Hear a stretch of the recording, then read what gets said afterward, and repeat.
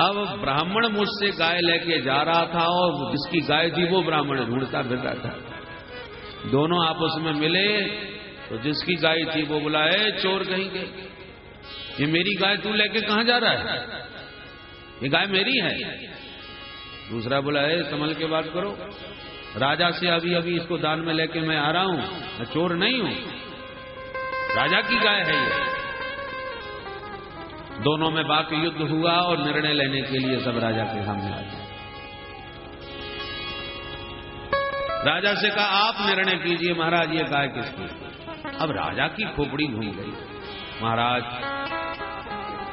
पंडित जी आप बिल्कुल ठीक करें, मैं जानता हूं आप झूठ नहीं बोल सकते, ये गाय आपकी है तो आपकी ही है, परंतु मैं गायों को नहीं पहचानता, हजारों गाय दान में नित्य देता हूं, तो ये गाय मैंने इस ब्राह्मण को दान करी दी, तो आप इसके बदले में दूसरी ले लीजिए। ब्राह्मण बोला, मैंने आज तक किसी के सामने हाथ नहीं पसारा, मैं दान लेता ही नहीं, दान के धन में बहुत दोष होता है, ये मेरी गाय है, मैं दान में किसी से कुछ लेता नहीं, इसलिए गाय मेरी वापस लौटाई जाए। तो दूसरे ब्राह्मण से कहा, महाराज तो फिर आप ही लौटा दो इनको। बोले, ऐसे कैसे लौटा दो, अभी अभी आपने विधिवत संकल्प करके मुझे दे दिया, अब संकल्पित गाय मेरी है तो तुम्हें कैसे वापस कर दो। दान का मतलब जानते हो राजन, स्वस्वत्व निवृत्ति पूर्वकम परस्वत्व उत्पत्ति अनुकूलो व्यापारो दान।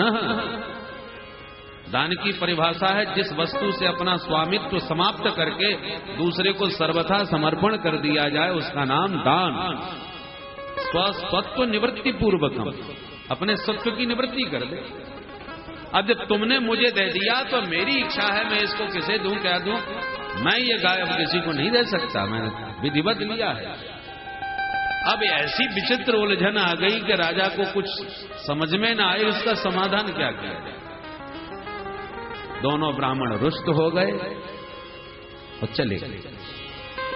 मरणोपरांत यमराज ने पूछा, आप बड़े दानी हो महाराज, थोड़ी सी गड़बड़ अनजाने में हुई तो है, पर गड़बड़ तो गड़बड़ है, भोगना तो पड़ेगा, तो पहले क्या पसंद करोगे, पुण्य या पाप।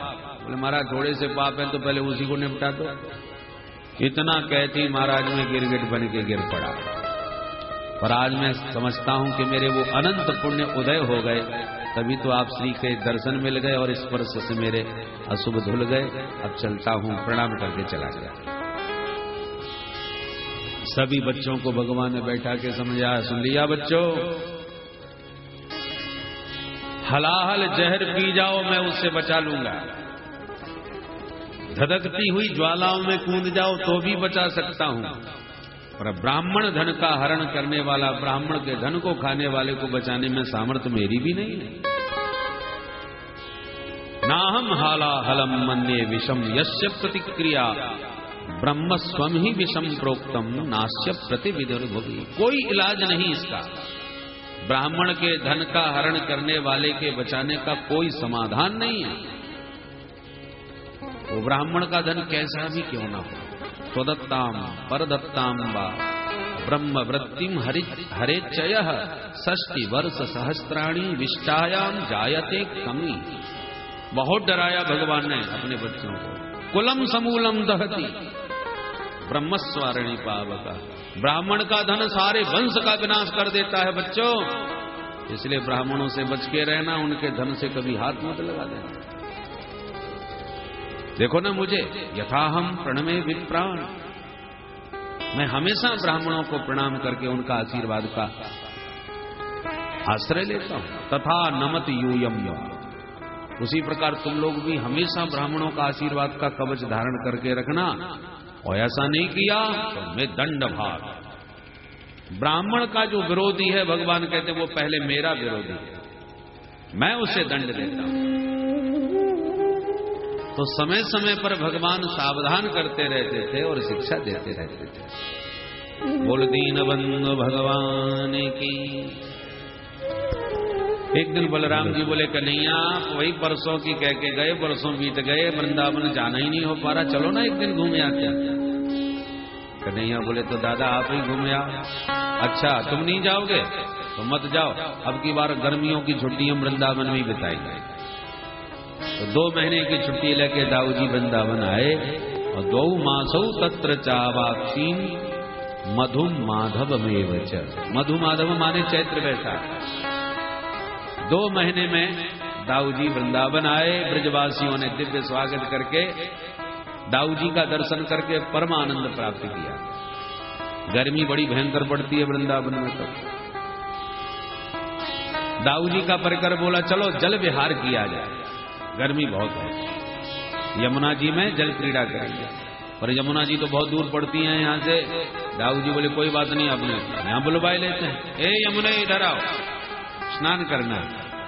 यमुना जी बोली बुलाने पर घर घर जाऊंगी तो हो गया जमुना का कल्याण, मैं किसी के नहीं जाती, तुम आओ मेरे पास। सोई दाऊजी का मूड खराब हो गया, बुरी तरह जमुना जी को फटकारा। पापे त्वम माम अवज्ञाय न आयासी मया होता।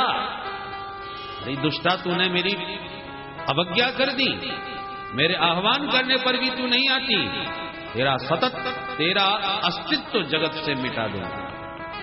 अपना तुरंत हल मूसल उठाया और जो हल से खींचा जमुना महारानी को, यमुना जी कांप गई, दिव्य रूप में प्रकट होकर दाऊजी के चरणों में गिर गई। राम राम महाबाहो न जाने तब विक्रमम्, यश्चैकांसेन विधृता जगती जगत पते, जगती जगत पते। हे महाबाहो, हे श्री बलराम जी महाराज, आपके पराक्रम को, विक्रम को मैं समझ नहीं पाया, मेरी धृष्टता को क्षमा करें भगवान। यमुना जी ने स्तुति करी, गिड़गिड़ाई।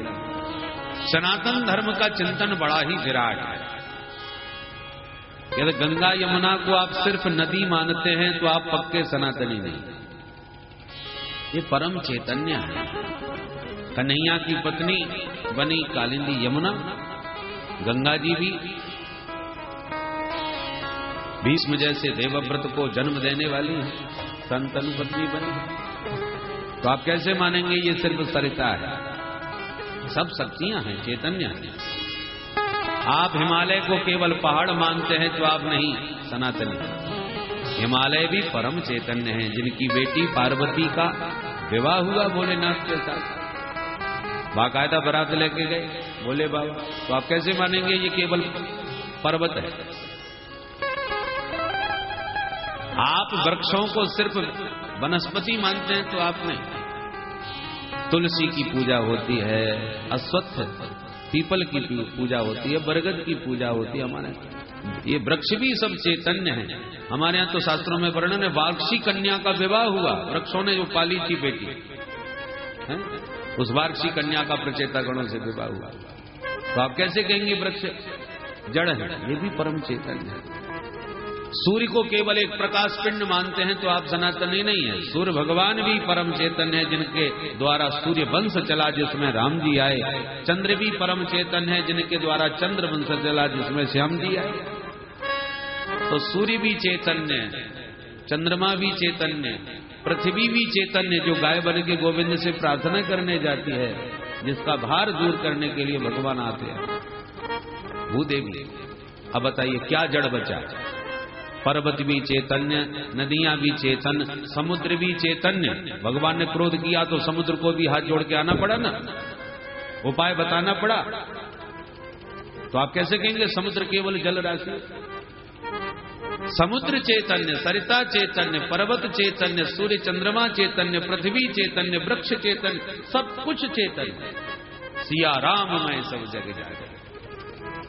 ये विराट चिंतन हमारे सनातन धर्म में। हमारे यहाँ तो ये आयुध है ना, ढाल तलवार आदि, इनकी भी पूजा होती है विधि विधान से, शस्त्र पूजा दशहरा के अवसर पर। हमारे यहाँ आज भी ट्रैक्टर ट्रॉली या कोई वाहन आता है तो उसकी भी पूजा होती है। ये भी शक्ति है, रक्षा करें हमारी। तो हमारे यहाँ कितना अद्भुत चिंतन है, सभी का है। अब चैतन्य यदि आप नहीं मानेंगे, इनको जागृत नहीं मानेंगे, तो पूजा क्यों? पूजा का फिर क्या मतलब हुआ? पूजन करने का ही मतलब ये है कि ये भी एक शक्ति है, एक परम चैतन्य है जो हम पर कृपा करे। तो माता यमुना को भी डांट दिया बलराम जी ने। आज भी जमुना जी टेढ़ी मेढ़ी बह रही हैं जमुना जी में, और बलराम जी के अनंत पराक्रम का परिचय दे रही है।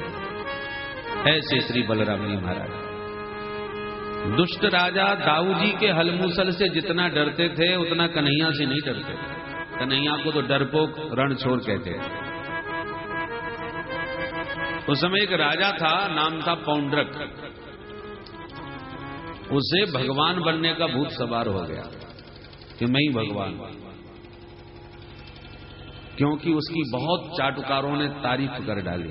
एक बात बताएं, प्रशंसा हमेशा परोक्ष में करनी चाहिए, प्रत्यक्ष में नहीं। जितना हो सके भाई अनुमोदन कर दिया ठीक है, बहुत ज्यादा तारीफ मुंह पे नहीं करना चाहिए, नहीं मूड खराब हो जाता है। प्रशंसा लगती तो बड़ी अच्छी है सुनने में, और भैया ज्यादा शक्कर खाने से भी डायबिटीज हो जाता है। सब हर चीज लिमिट में होना चाहिए।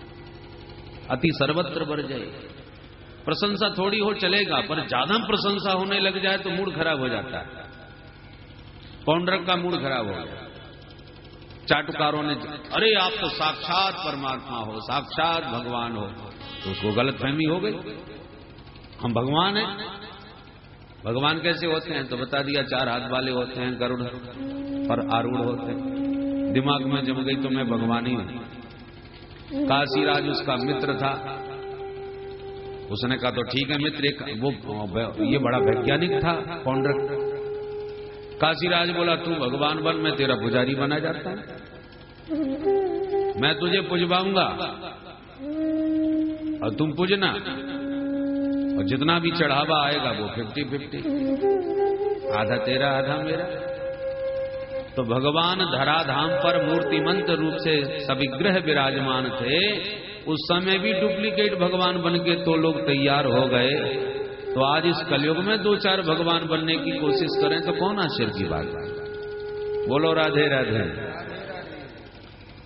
काशीराज बोला चिंता मत कर, मैं तेरी पूजा करवाऊंगा, तू बन। तो उसने 2 हाथ तो थे, 2 नकली फिट करा लिए, चारों हाथों में शंख चक्र गदा पद्म सब तैयार करा लिए। एक गरुड़ भी तैयार कर दिया। गरुड़ में ऐसा कंप्यूटर सिस्टम कर दिया कि खटका दबाते वो उड़ने लग जाता था। दूसरा खटका दबाए तो उंगली में सुदर्शन घूमने लग जाता था, और उड़ने लगा ये गरुड़ पर आकाश में। काशीराज बोला कमाल कर दिया भैया, तू तो सचमुच भगवान बन गया, अब देख तू जलवा। काशीराज ने घर घर में पूजाना चालू कर दिया। बोल पौंड्रक भगवान की। तो जनता का तो यही हाल है हमारे, चाहे जिसकी जय बुलवाई, उन्हें सोचना थोड़ी पड़ता है कि इसकी जय होनी चाहिए कि नहीं होना चाहिए।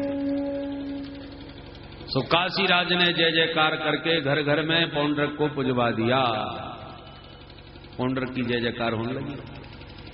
एक दिन काशीराज बोला मित्र, मैंने तुझे घर घर में पुजवा दिया, आज तेरे को ही लोग भगवान मानते हैं। अच्छा, कोई कमी तो नहीं रह गई? बोले थोड़ी कमी है। क्या कमी है बताओ? बोले आजकल लोग कृष्ण को भी भगवान समझते हैं, ये बात ठीक नहीं। अरे एकमात्र भगवान तो आप ही हो, दूसरा ने अच्छा नहीं लगता, तो क्या करें?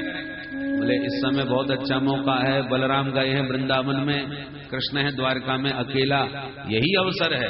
एक धमकी भरा पत्र लिखो, तो जैसे जरासंध के डर से मथुरा छोड़ के भगा, तुम्हारे डर से द्वारका छोड़ के भग जाएगा। रण छोड़ ही है तो डर के भाग गया तो तुम पक्के परमानेंट भगवान बन गए, और तुम्हारी शरण में आ गया तो भी बन गए। हर स्थिति में तुम्हारा डंका बज जाएगा। मूर्ख और शंख दूसरों के फूंकने से ही बजते हैं, इसके दिमाग में यही बात बैठ गई, और तुरंत धमकी भरा पत्र लिख करके दूत भेज दिया द्वारका। दूत ने द्वारकानाथ के दरबार में पत्र दिया, उद्धव जी ने पढ़ा और जोर से हंसने लगे। भगवान बोले क्या हो गया भाई? बोले प्रभु आप तो नकली निकल पड़े। मतलब? बोले असली भगवान तो अब पैदा भये। उन्होंने आपको सावधान किया है इस पत्र के द्वारा पत्र में लिखा है, वासुदेवो वतीर्णोऽहम् एक एव न चापरः भूतानामनुकंपार्थम् त्वं तु मिथ्याभिधां त्यज त्वं तु मिथ्याभिधां त्यज।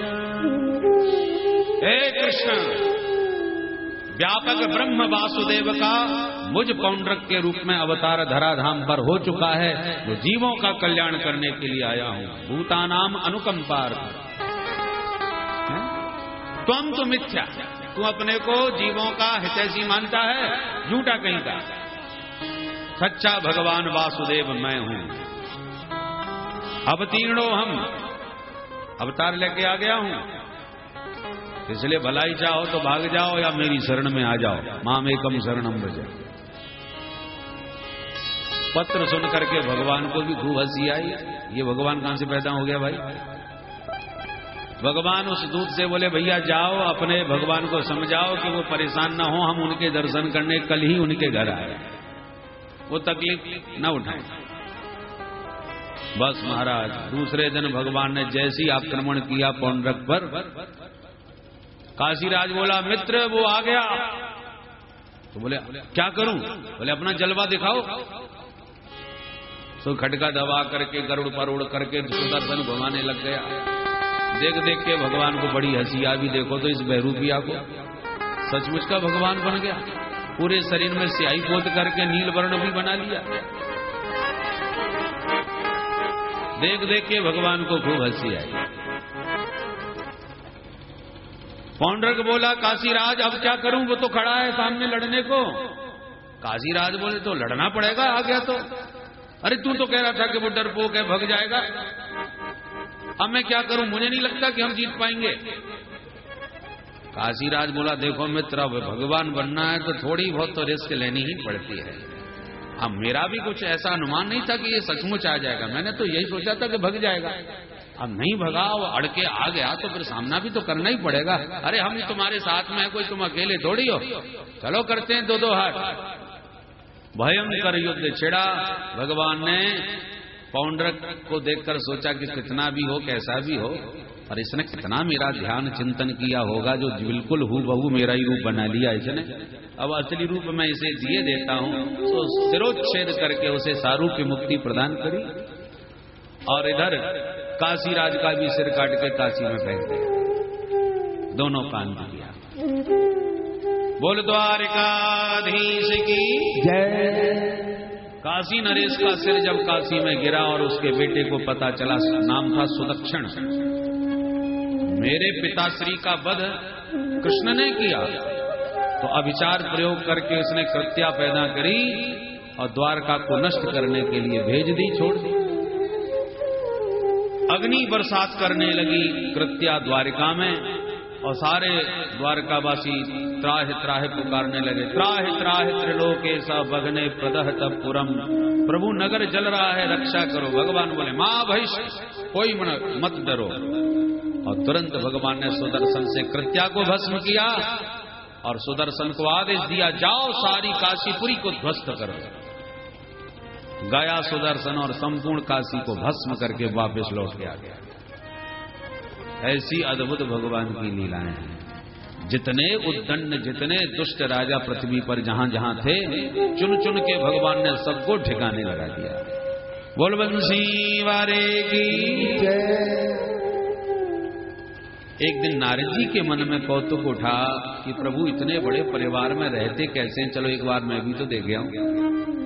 मैंने एक बार कहा, प्रभु ने एक सुंदर बना दो तो हम भी शादी कर लें। तो हमें तो सुंदर की जगह बंदर बना के भेज दिया और सारी बात हमारी बिगाड़ दी। पर आज इनके यहां देखता हूं, ये इतनी देवियों के बीच रहते कैसे। नारद जी आए, जैसी रुक्मिणी के भवन में गए, भगवान ने स्वागत किया, आओ आओ नारद जी महाराज, खूब दर्शन दिए आपने। नारद जी ने मन में सोचा, रुक्मिणी जी से बातें कर रहे हैं, यहां बैठे हैं, तो चलो और किसी को देखूं। यहां तो ये बातें कर रहे। बोले प्रभु आज मैं थोड़ा जल्दी में हूं, बस दर्शन करना था तो कर लिए, अब आप मुझे आज्ञा दीजिए। भगवान बोले ऐसे कैसे, अरे कुछ बिना पाए कैसे जाएंगे आप? 2 लड्डू खिला के पानी पिला के अब नारद जी वहां छोड़ के तुरंत सत्यभामा के भवन में दौड़ के घुसे तो वहां क्या देखा कि भगवान पहले से भंडारा चला रहे हैं और संतों को भोजन पवाए रहे हैं। आओ आप नारद जी महाराज, बड़े ठीक मौके पे आए, भंडारा चल रहा है, 2 लड्डू तो आपको खाने ही पड़ेंगे।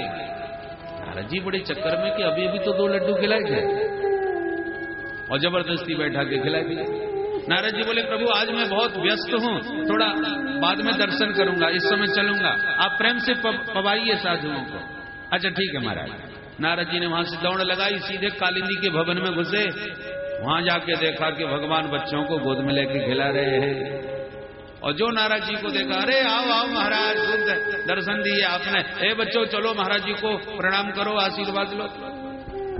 नारद जी की खोपड़ी घूम गई, ये तो यहां पर भी बच्चों के साथ खेल रहे हैं। महाराज मैं जल्दी में हूं, फिर दर्शन करूंगा। भगवान बोले ऐसी क्या, 2 लड्डू तो खाने पड़ेंगे। नारद जी को लगा ऐसी 2-2 लड्डू खाता रहा तो हो गया नारद का कल्याण, अब भीतर घुसना ही नहीं है हमको। अब जाते हैं और मित्रविंदा के भवन में ताकते हैं कि यहां क्या हो रहा है। तो कहीं पर देखा भगवान जल विहार कर रहे हैं, भवन के भीतर ही जलाशय में क्रीड़ा कर रहे हैं। कहीं झांक करके देखा तो संध्या वंदन कर रहे हैं, गायत्री जाप चल रहा है। कहीं पर बिटिया को ससुराल विदा कर रहे हैं, कहीं मंत्रियों के साथ बैठ के राजनीतिक चर्चाएं कर रहे हैं। माने 16,108 प्रत्येक भवन में नारद जी गए और गजब की बात कि प्रत्येक भवन में पृथक पृथक कार्य करते हुए प्रभु को पाया। ये नहीं कि हर घर में एक ही काम हो रहा है, कहीं कुछ हो रहा है, कहीं कुछ हो रहा है, कहीं कुछ। खोपड़ी घूम गई नारद जी की, हे भगवान ये कितने हैं और कितना काम कर रहे हैं। तो चुपचाप देख देख करके सोचते सोचते निकल पड़े द्वारका के नगर में। और नगर में से एक गली से निकलते हुए जा रहे थे सोचते हुए, इतने में सामने से एक देवी जी आती दिखाई पड़ी और नारद जी जैसी उनके निकट गए कि देवी जी घूंघट लटकाई थी और जैसी घूंघट उठाया तो देखें द्वारकानाथ खड़े हैं। अरे प्रभु ये आपने क्या वेश बना रखा है? भगवान बोले बाबा कभी कभी नगर निरीक्षण के लिए निकल पड़ता हूँ वेश बदल के देखें समाज में कहाँ क्या हो रहा है। राजा को गुप्त वेश में कभी स्वयं भी नगर निरीक्षण करना चाहिए। तो वही सब देखने गया था और आप कब पधारे महाराज? नारद जी तो तुरंत चरणों में गिर पड़े, हे प्रभु अब ये बंद भी करो, घर में भी इतने बन के बैठे हो और बाहर भी बहरूपिया बन के घूम रहे हो, आपके कितने रूप हैं, आपको जानना बड़ा कठिन है भगवान। तो भगवान हंस करके बोले बेटा तेरा बाप भी नहीं जान पाया तो तू क्या जान पाएगा। बोलो राधे राधे। तेरे पिताजी भी 4 खोपड़ी वाले चक्कर खा गए, ब्रह्मा जी भी तो चकरा गए थे ना, समझ नहीं पाए। तो यहां पर वैसे नारद जी को भगवान बहुत अच्छा संबोधन करके आदर देते हैं, पर यहां बेटा कहा ब्रह्मन धर्मस्य वक्ता हम करता तदनुमोदता तच्छिष्यन लोक में मम आस्थित पुत्र मां खेद। भगवान कहे पुत्र मां खेद, बेटा खेद न करो, मैं लोक शिक्षा के लिए अवतार लेता हूं। धर्मस्य वक्ता हूं करता तदनुमोदता, जब मैं धर्म का उपदेश देता हूं तो धर्म का आचरण करके भी तो मुझे शिक्षा देनी चाहिए। तच्छिष्यन लोकमिमम्, तो कैसे यज्ञ करना चाहिए, कैसे भगवान की एक अध्याय में पूरी दिनचर्या का वर्णन है कि भगवान की द्वारका में दिनचर्या कितनी दिव्य थी, लोक शिक्षा की। देखो ब्रज में जो ठाकुर थे वो दूसरे प्रकार के। देखो जब तक जनेऊ नहीं हुआ तब तक कच्चे चावल माने जाते। कच्चे चावल समझ गए? उपनयन नहीं हुआ, यज्ञ उपवित नहीं हुआ तो चलेगा, कभी भी खाओ कुछ भी करो बच्चे। उपनयन के बाद द्विजत्व आ जाता है, ब्राह्मणत्व आ जाता है, संस्कारात् ध्वज उच्यते। जब ध्वज बन जाओ तब फिर आपको वैदिक विधि का आचरण करना चाहिए। संध्या वंदन पूजा पाठ जगना सोना सब आपका नियम से होना चाहिए, जनेऊ खंडित न हो जाए, शौचाचार का पूरा ध्यान रखा जाए। तो वृंदावन में तो बिना जनेऊ के रहे थे ना, जब मथुरा गए तब गर्गाचार्य जी ने जनेऊ किया, फिर भगवान की दिनचर्या बिल्कुल वैदिक विधि से हो गई। तो द्वारका की जो दिनचर्या है उसका वर्णन किया है।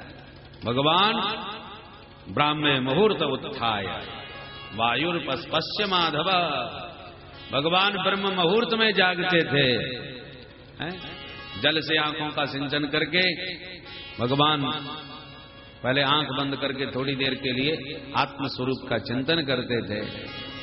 आत्म चिंतन करने के बाद फिर भगवान विधिवत स्नान करते थे, तीर्थों का आह्वान स्मरण करके विधिवत स्नान करते थे। स्नान करने के बाद 2 वस्त्र धारण करके संध्या वंदन करते थे।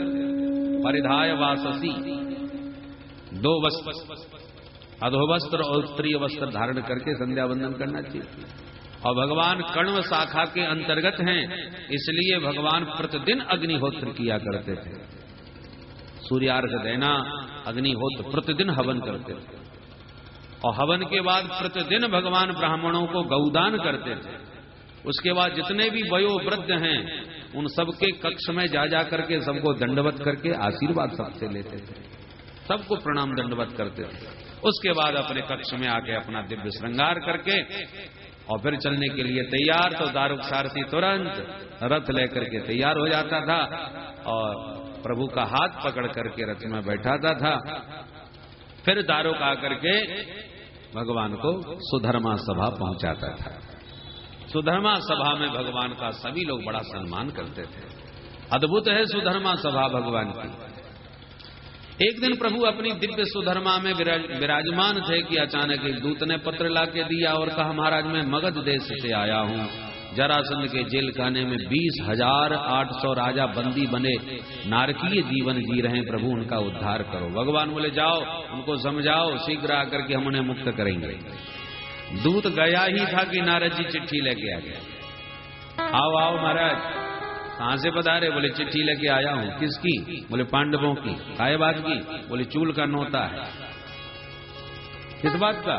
बोले बहुत विशाल राजसी यज्ञ उन्होंने किया है, तो सपरिवार आपको पहले बुलाया है, तो आप यज्ञ करना चाहते हैं। पांडवों के अलावा किसकी हिम्मत है जो भगवान को सपरिवार बुलावा करे? 56 करोड़ का परिवार है महाराज, बुलाने से पहले सोचना पड़ेगा चूल का नौता देने के लिए। चूल का नौता समझते हैं ना, चूल्हे को नौत दिया। अब तुम्हारे यहाँ चूल्हा नहीं जलना चाहिए, तुम्हारे यहाँ चूल्हे पर जितने लोग भोजन बनाते खाते हैं उन सबका भोजन हमारे यहाँ होगा, आपके यहाँ चूल्हा न जले, इसको कहते हैं चूल का नौता। तुम्हारे चूल्हे को हमने नौत दिया, अब आपके यहाँ चूल्हा न जले। तो सब परिवार बुलाते हैं। भगवान ने अपने प्यारे पुत्र प्रद्युम्न को द्वारका का दायित्व सौंपा, बेटा सबका जाना संभव नहीं है, तुम द्वारका संभालो, तुम्हारी जिम्मेदारी पर छोड़ के जा रहे हैं, पहली बार ध्यान रखना। और विशिष्ट जनों को लेकर भगवान पहुंचे पांडवों के। इसके पहले भगवान ने मीटिंग करी थी कि इन दोनों में से पहले कहां जाया जाए। तो बलराम जी ने तो कहा कि जरासंध को मार के राजाओं को मुक्त करो पहले, और उद्धव जी ने परामर्श दिया नहीं, पहले हमें पांडवों से मिलना चाहिए। क्यों?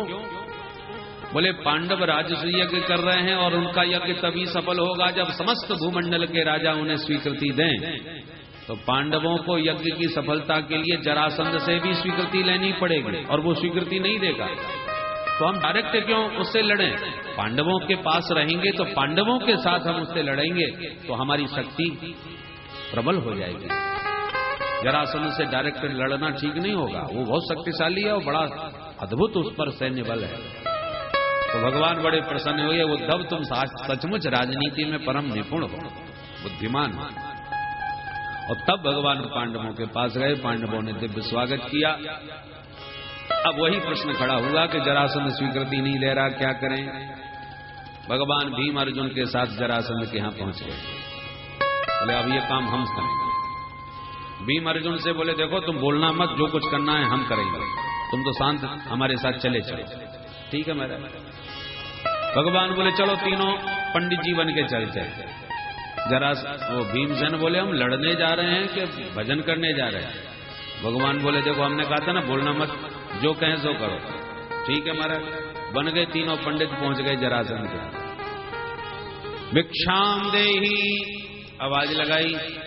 जरासंध ने आके कहा आइए आइए पंडित जी महाराज, स्वागत है आपका, कहिए क्या सेवा करी जाए आपकी।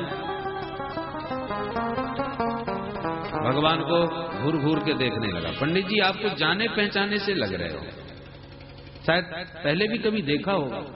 भगवान बोले हम तो भैया उत्तर काशी से सीधे चले आ रहे हैं, और आपके यहां तो हमने सुना है कि आए दिन ब्राह्मणों की भीड़ लगी रहती है। आप ब्राह्मणों के बड़े भक्त हो, तो हो सकता है हमारी शकल का कोई आया हो।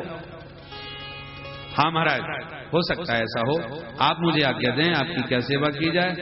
भगवान बोले जो हम मांगेंगे सो मिलेगा तो सही। बोले क्यों नहीं महाराज। अरे महाराज ब्राह्मणों का तो सब आशीर्वाद है ही। आप जानते हो श्री कृष्ण को, द्वारका में रहता है, पता है 17 बार उसने मुझे हराया, और आप जैसे ब्राह्मणों के आशीर्वाद से 18वीं बार मैंने उसे ऐसा भगाया कि जन्मभूमि छोड़ के मथुरा छोड़ के समुद्र में घुस करके रह रहा है महाराज। ये सब ब्राह्मणों का आशीर्वाद। भगवान बोले बिल्कुल ठीक है, ब्राह्मणों का आशीर्वाद हो तो क्या नहीं हो सकता, परंतु भैया हम तुमसे भिक्षा में और हाँ संकोच मत करो, मांगो ना। बोले युद्धम नो देहि राजेंद्र द्वंद्वसो यदि मन्यसे। राजन भिक्षा देना चाहते हो तो द्वंद्व युद्ध की भिक्षा दो। जरासंध खूब ठहाका मार के हंसने लगा। पंडित जी आप मजाक बहुत करते हैं। अरे नहीं हम सही कह रहे हैं, युद्ध। बोले आप सचमुच युद्ध मांग रहे हो तो पंडित तो हो नहीं सकते। महाराज तस्मई छानो और रबड़ी छानो और अपना पेट पे हाथ घुमा के जाओ। ये लड़ने भिड़ने का काम पंडितों का कब से है। भगवान बोले सुनो राजन नानन्न कांक्षेण, हमको भोजन भट्ट ब्राह्मण मत समझ बैठना। कोई हम फुलका फाड़ नहीं है, लड़ना भिड़ना भी आता है हमको। जरासंध बोला तो पंडित जी बुरा मत मानी, आपके सारे लक्षण हमें कहीं से भी पंडितों जैसे नहीं दिख रहे। सच बताओ तुम कौन हो। भगवान बोले अब सुनना ही चाहते हो तो पहले तो ये बताओ भिक्षा तो पक्की है। बोले बिल्कुल पक्की है, मैं लड़ने से कोई डरता हूं क्या। और पहले अपना सही परिचय दो, तुम कौन हो। तब परिचय दिया। असौ ब्रकोदर पार्थ तस्य भ्रातार्जुनो ह्ययम् अनयो मातुलेयम् मां कृष्णम जानीह तेरे पुम। ये तो हमारे ब्रकोदर भीम भैया है, और इनके छोटे भैया ये गांडीवधारी अर्जुन हैं, और हम इन दोनों के मामा जी के लड़का है। जरासंध बोला तेरा कोई नाम नहीं है जो मामा का बेटे का पूरा में हिसाब लगाता फिरो, तुम्हारा नाम क्या है। तब बोले कृष्णम जानी है तेरे पुम, तुम्हारे पुराने दुश्मन जिनको तुम कभी भूलते नहीं वही कृष्ण हमें। सोई उछल पड़ा, तू ही कृष्ण है, तुझे कैसे भूल सकता हूं। भूल गया वो दिन, मैं कोई गलत नहीं कह रहा था। डरपोक कहीं का कैसा भागा था उस दिन, याद है तेरे को। और आज लड़ने की भिक्षा मांगता है मेरे से। तेरे से तो भूल के भी जिंदगी में कभी नहीं लड़ूंगा। डरपोक कहीं का, कायर कहीं का। तमाम सुना दिया। न त्वया भीरुणा योत्से युद्ध विक्लव चेतसः मथुराम स्वपरिम हित्वा समुद्रम शरणं गतः। समुद्र की शरण में घुस गया। भगवान बोले चल कोई बात नहीं, हम रण छोड़ सही। अर्जुन ठीक रहेंगे। बोले ना अर्जुनो न भवै योद्धा, ये 1.5 का क्या लड़ेगा हमसे। तो भीम भैया तो ठीक है। बोले हाँ भीमस्तुल्य बलो मम, भीमसेन हमारी टक्कर का है, उससे लड़ेंगे। देखो हम इतना जानते हैं कि बराबर में ही लड़ाई होना चाहिए, टक्कर होना चाहिए। बच्चों से छोटों से कभी भूल के भी मत लड़ो, क्योंकि लड़ते लड़ते तुमने उसे जीत भी लिया तो कोई तारीफ नहीं करेगा कि छोटे से बच्चे को जीत लिया तो कौन सा तुमने तोप चला लिया। और कहीं उसने तुम्हें जीत लिया तो बुरी तरह नाक कट जाती है। तो दोनों तरफ से घाटा होता है छोटे से लड़ने में। जीत गए तो कोई तारीफ नहीं, हार गए तो बुरी नाक कट गई। इसलिए हम बच्चों से नहीं लड़ते। तुम दोनों मेरे सामने बच्चे हो, बराबर में केवल भीमसेन। भीमसेन की थोड़ी तारीफ करी तो अकड़ गए भीमसेन, बारे हमारे सामने दोनों फैल। भगवान बोले ठीक है देखा जाएगा। 2 गदाएं ला करके रख दी, एक भीम ने एक जरासंध ने उठा ली और भयंकर युद्ध हुआ। 27 दिन तक चला। 27वें दिन इतनी पिटाई भई भीमसेन की कि नस नस ढीली कर दी। रात में बेचारे करवट बदले, अब कल क्या होगा। दिन भर युद्ध होता था, रात में सोते थे। मां मनुस्मर युद्ध च, युद्ध करो पर मेरा भी तो स्मरण रखो भाई।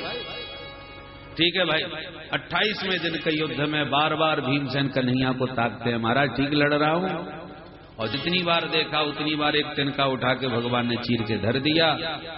भीमसेन को संकेत मिल गया, उठा के पटका जरासंध नीचे, दौड़ के उसके पैर को दबाया अपने पैर से और दूसरे पैर को पकड़ के इतना जोर से धक्का मारा कि गुदतः पाटया मास शाखा में वो महागज, जैसे वृक्ष की शाखा को चीर डालता है गजराज, ऐसे भीमसेन ने जरासंध को बीच में से चीर के 2 भागों में फेंक दिया और जोड़ का अट्टहास करने लगे, गर्जना करने लगे। और थोड़ी देर में दोनों टुकड़े खड़े हो गए, उछलते हुए आए और दोनों आपस में चिपक गए और गदा लेके जरासंध फिर तैयार। भीमसेन को तो चक्कर आ गया, हे भगवान ये तो मरा मराया फिर तैयार हो गया। भगवान की तरफ देखने लगे, भगवान ने पुनः तिनका उठाया, चीर करके विपरीत दिशा में फेंका। तब भीमसेन समझ गए कुछ गड़बड़ है, फिर उठा के पटका और उसी विधि से चीर करके विपरीत दिशा में दोनों टुकड़ों को फेंका। तो अब की बार जरासंध जिंदा नहीं हुआ। बोलो भक्त वत्सल भगवान की। जरासंध का जन्म ही 2 भागों में हुआ था, इसलिए ये दोबारा फिर तैयार हो गया था। भगवान तुरंत जेल खाने में जाके सभी राजाओं को मुक्त कर दिए। सभी राजाओं ने स्तुति करी, कृष्णाय वासुदेवाय हरये परमात्मने प्रणतक्लेशनाशाय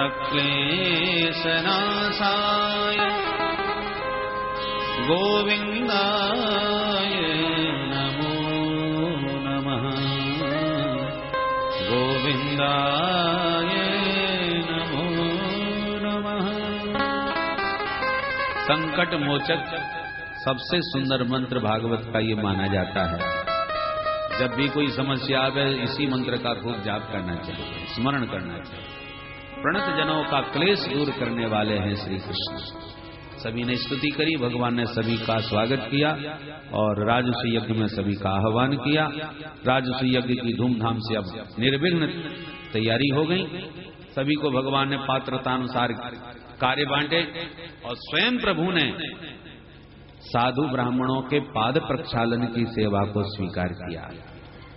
यज्ञ में प्रथम पूजन किसका हो यह प्रश्न खड़ा हुआ तो सहदेव ने प्रभु के नाम का प्रस्ताव रखा। पितामह भीष्म ने अनुमोदन कर दिया। करतल ध्वनि से प्रस्ताव पारित हुआ और जैसे ही प्रथम पूजन प्रारंभ हुआ कि शिशुपाल तिल मिला के खड़ा होकर के हजारों गालियां देने लगा। भगवान 100 गाली तक तो सुने और फिर सिरक्षुरांत चक्रेण जहारा पतितम रिपो, तुरंत उसका सिरोच्छेद कर दिया। उसके शरीर से प्रकाश निकला जो प्रभु के पाद पद्मों में विलीन हो गया। जितने भी दुष्ट राजा थे सब कांप गए। आप उसमें बोले गड़बड़ करेंगे तो यही हालत अपनी भी हो सकती है, शांत रहो। पूरा यज्ञ बड़े आनंद से संपन्न हुआ, किसी ने कोई गड़बड़ नहीं किया। इसी यज्ञ में समापन के अवसर पर दुर्योधन को पांडवों की सभा में जल में थल थल में जल दिखा तो गिर पड़ा और अट्टहास करके भीमसेन कुछ ज्यादा ही हंस गए।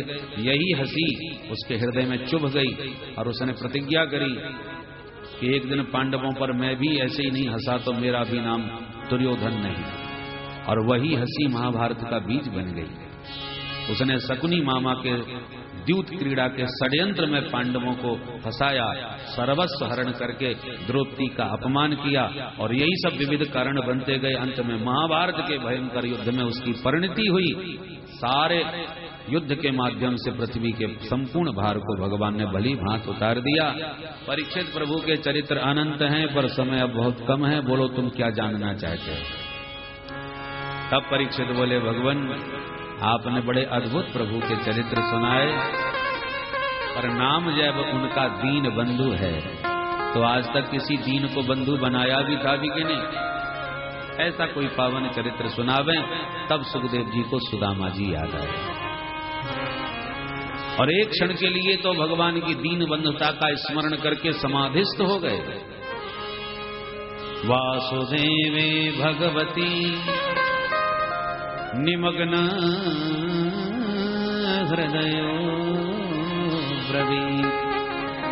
भगवान वासुदेव के परम दिव्य स्वभाव का स्मरण करके निमग्न हृदय डूब गए सुखदेव जी। तुरंत अपने मन को पुण्य मन बाहर की, अपने मन को संभाला। वक्ता को बहुत सजग होकर कथा कहना पड़ता है ना, कहीं डूब गया तो फिर कथा कैसे होगी। इसलिए सावधान मन से सुखदेव जी अब परिचय देते हैं। कृष्णस्यासीत् सखा कश्चित् ब्राह्मणो ब्रह्मवित्तमः विरक्त इंद्रियार्थेषु प्रशांतात्मा जितेन्द्रियः। भगवान श्री कृष्ण के परम प्रिय सखा श्री सुदामा जी महाराज जाति से ब्राह्मण हैं, पर सिर्फ जाति के ही ब्राह्मण नहीं हैं, ब्रह्मवित्तमः, ब्रह्मवेत्ताओं में भी शिखर पर विराजमान है, ब्रह्म ज्ञानियों में शिरोमणि है, इंद्रियों के विषयों से विरक्त रहने वाले, विषम से विषम परिस्थिति में भी सर्वदा प्रसन्न चित्त रहने वाले, सर्वदा अपनी इंद्रियों पर संयम रखने वाले हैं। पर इनकी धर्म पत्नी बिचारी परम पतिव्रता अवश्य हैं, पर स्वभाव से बिचारी दरिद्र है। क्यों? दरिद्र कौन है? जो अपने जीवन में असंतुष्ट रहे। दरिद्रो यस्त्व संतुष्ट। तो धन की कामना सुशीला के मन में है, सुदामा के मन में कभी नहीं। इसलिए सुदामा के विशेषण तो बड़े विशिष्ट हैं, सुशीला को थोड़ा दरिद्र बताया। जब सुशीला को किसी संत से ये समाचार मिला कि तुम्हारे स्वामी द्वारकानाथ कृष्ण के बड़े घनिष्ठ मित्र हैं, तो हैरान रह गए। पूछ बैठी अपने पति से, ननु ब्रह्मन भगवता सखा साक्षात् श्रियपति ब्रह्मण्यस्य शरण्यस्य भगवान सात्वतर्षभ। स्वामी सच बताइए, द्वारकानाथ श्री कृष्ण क्या आपके मित्र हैं? तो हंस करके बोले, हाँ हाँ हाँ, बहुत अच्छे मित्र हैं, पर आपने मुझे कभी नहीं बताया आज तक। चल कोई बात नहीं, जो हुआ सो हुआ। अब एक प्रार्थना है कि एक बार अपने सखा से कम मिल तो आइए।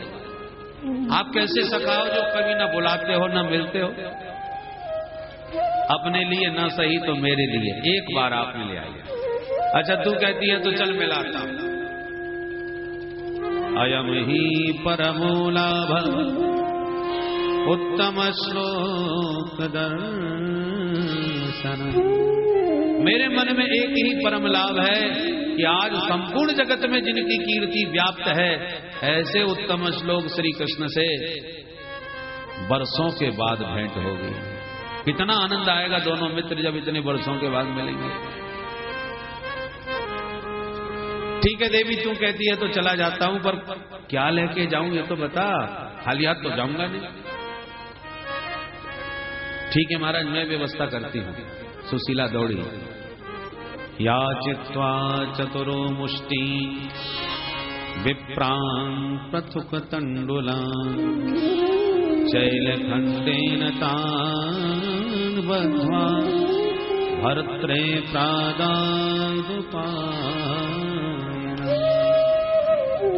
4 ब्राह्मणों के घर जाके एक एक मुट्ठी चावल मांग लाई और जीर्ण शीर्ण फटे पुराने वस्त्रों में उनके छिद्रों को छुपाकर वस्त्र के नीचे वस्त्र दुबरा तिबरा करके 4 मुट्ठी चावल की पोटली बांध दी और अपने स्वामी जी को प्रदान करी। सुशीला बोली, महाराज यही तुच्छ भेंट देना, पर एक छोटा सा संदेशा मौका मिले तो मेरा भी कह देना। तेरा क्या संदेशा है? सुना दिया। एक मास द्वय पाक में 2 एकादशी हो, सो प्रभु दीन दयाल ने नित्य प्रतिदीनी मोहि। हे दीन बंधु, आप बड़े दयालु हो। आपके भक्त वैष्णवों को तो केवल 2 बार ही एकादशी मिलती है महीने में, और मेरे ऊपर तो प्रभु आपकी इतनी कृपा है कि 12 मास एकादशी ही चलती है। लगभग घर में एकादशी मनती। तो इन वचनों में दीनता के साथ साथ अपनी स्थिति को भी बतला दिया। ठीक है देवी, कह दूंगा। बगल में पोटली दबाए सुदामा जी महाराज तो चल पड़े। और भगवान का नियम है, जो तू आवे एक पग में आऊं पग 60। जैसी चलते चलते विश्राम किया तो प्रभु ने ऐसी लीला रचाई कि सोते हुए सुदामा को दिव्य द्वारका में ला करके सुला दिया। निद्रा भंग हुई तो लोगों से पूछा, कहीं भैया जी यहाँ से द्वारका कितनी दूर होगी? बोले, वाह महाराज, भांग पी के चले थे का? ये द्वारका के इतने ऊंचे ऊंचे महल तुम्हें दिख ना रहे?